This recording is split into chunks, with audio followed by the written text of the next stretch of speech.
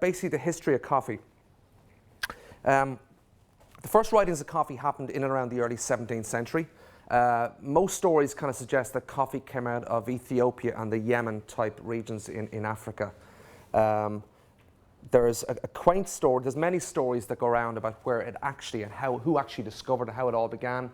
But probably one of the nicest ones out there is there was a goat herder by the name of Caldi who, whilst herding his goats, he noticed they were kind of feeding on these beans, and these beans were kind of filling his goats full of energy and giving them lots of go. So he went to kind of a holy man near to where he was and was kind of explaining about these wonderful coffee beans, or these wonderful beans he found and how great they were, to which the holy man kind of reacted in disgust with some kind of blasphemous kind of comment and ended up throwing the beans into a fire, and it was from the aroma of the burning beans that led them to kind of pick up on something coffee-wise, and hence kind of coffee was born from that point.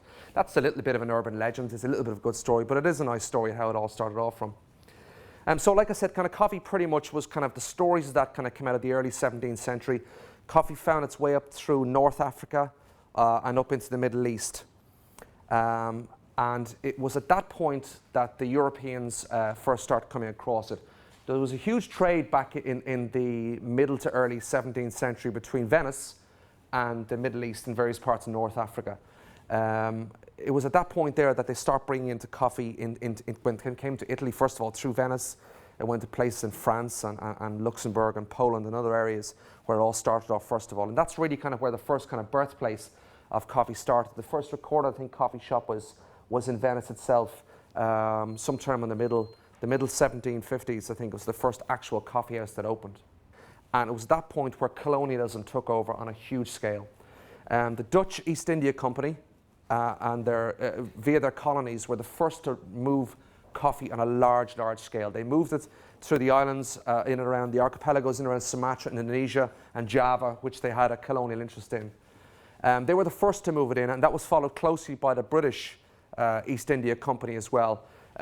They brought it in and began to trade with it to themselves, bring it to the UK, and to trade again with different parts of Europe with this coffee. Coffee then shortly afterwards, through colonialism again, was moved into the Americas and moved into North America.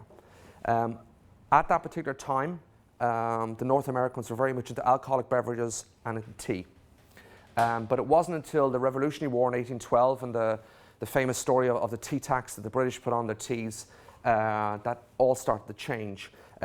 Basically, after the Americans refused to pay the tax on teas, the British stopped exporting tea completely into the US. So therefore, the coffee trade really started to grow and grow and grow at a huge rate. And they're probably one of the biggest consumers, if not the biggest consumer of coffee now in the world today per capita. Coincidentally, at the same time in the UK, in Britain, coffee, which was gaining real momentum in the UK, actually started to die off again through colonialism, where the British tea industry in India, which is really taking off, they started to export that tea at a huge level. And I suppose really, from their point of view, because of their colonial controls over India, they could have been much cheaper, and it was a much easier kind of tea drink to have, rather than coffee that was less involved in brewing it and putting it together.